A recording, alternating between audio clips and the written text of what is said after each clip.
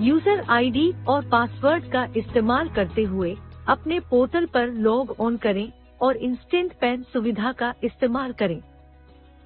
अपेक्षित विवरण और भुगतान जमा करने पर उपयोगकर्ता को पैन सेवा पोर्टल पर नेविगेट किया जाएगा।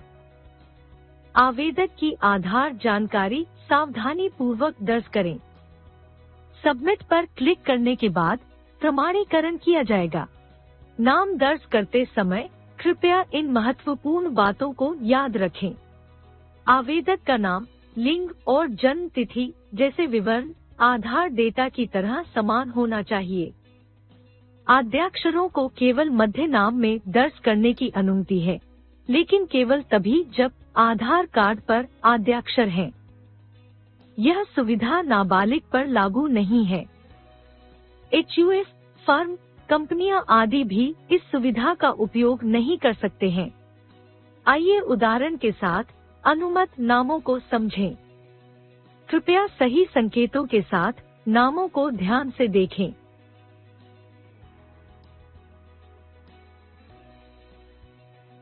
कृपया सुनिश्चित करें कि दर्ज किए गए नाम आधार के अनुसार हैं।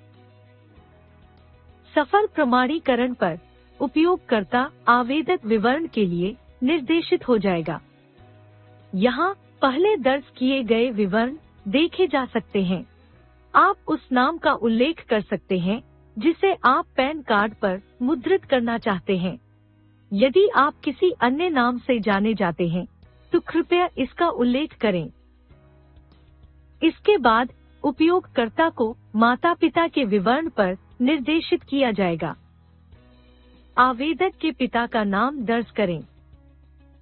व्यक्तिगत आवेदन के लिए पिता का नाम अनिवार्य है और मां का नाम वैकल्पिक है। यदि कार्ड पर मुद्रित होने के लिए मां का नाम चुना जाता है, तो मां का नाम दर्ज किया जाना अनिवार्य है। हालांकि यदि कोई मां एकल माता-पिता है, तो उपयोगकर्ता एकल मां विकल्प चुन सकता है और मां का नाम दर्ज कर सकता है।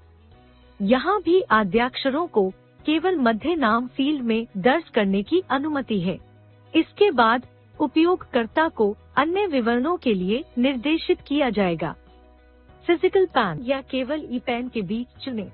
यदि उपयोगकर्ता केवल ई पैन चुनता है, तो आपके आवेदन में दिए गए ईमेल आईडी पर केवल डिजिटल रूप से हस्ताक्षरित ई पैन भेजा जाएगा। यदि आय स्रोत वेतन या व्यावसायिक पेशा है, तो कार्यालय पता अनिवार्य है। आवेदन के अपडेट के लिए सावधानी पूर्वक टेलीफोन और ईमेल आईडी दर्ज करें। इसके बाद आपको AO कोड पर निर्देशित किया जाएगा, जिसे मूल्यांकन अधिकारी कोड के रूप में जाना जाता है। आधार पर आवासीय पते के अनुसार राज्य और शहर चुनें।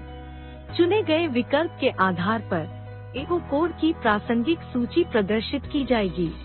स्थान के अनुसार अपना area code, AO type, range code, AO number चुनें। शहर और दिनांक का नाम दर्ज करें। इसके बाद उपयोगकर्ता को पुष्टिकरण पृष्ठ पर निर्देशित किया जाएगा। उपयोगकर्ता को आवेदन में दर्ज सभी विवरणों की जांच करनी होगी। इसके बाद उपयोगकर्ता को eKYC प्रमाणीकरण पोर्टल पर निर्देशित किया जाएगा। eKYC प्रमाणीकरण के लिए 2 विकल्प उपलब्ध हैं: OTP आधारित eKYC और बायोमेट्रिक आधारित eKYC। यदि उपयोगकर्ता OTP आधारित eKYC चुनता है, तो OTP आवेदक के मोबाइल और आधार में पंजीकृत ईमेल आईडी पर भेजा जाएगा। eKYC करने के लिए उपयोगकर्ता को आवेदक के माध्यम से OTP कैप्चर करना होगा। वैध OTP जमा करने पर सफल eKYC प्रमाणीकरण की स्क्रीन दिखाई जाएगी। यदि उपयोगकर्ता बायोमेट्रिक आधारित eKYC चुनता है, तो उपयोगकर्ता को eKYC करने के लिए पंजीकृत बायोमेट्रिक डिवाइस के माध्यम से आवेदक के बायोमेट्रिक को कैप्चर करना होगा। उपलब्ध बायोमेट्रिक डिवाइस मोरफो, मंत्रा और प्रिसिशन हैं। इन उपकरणों को संबंधित कंपनी के RD सेवा ऐप के माध्यम से पंजीकृत किया जाना चाहिए। RD सेवा ऐप को गूगल प्ले स्टोर से डाउनलोड किया जा सकता है। यहाँ उपयोगकर्ता को डिवाइस चुनना होगा और फिंगरप्रिंट को कैप्चर करना होगा। इसके बाद सबमिट बटन पर क्लिक करें। सफल फिंगरप्रिंट कैप्चर के बाद सफल eKYC प्रमाणीकरण की स्क्रीन देखी जाएगी।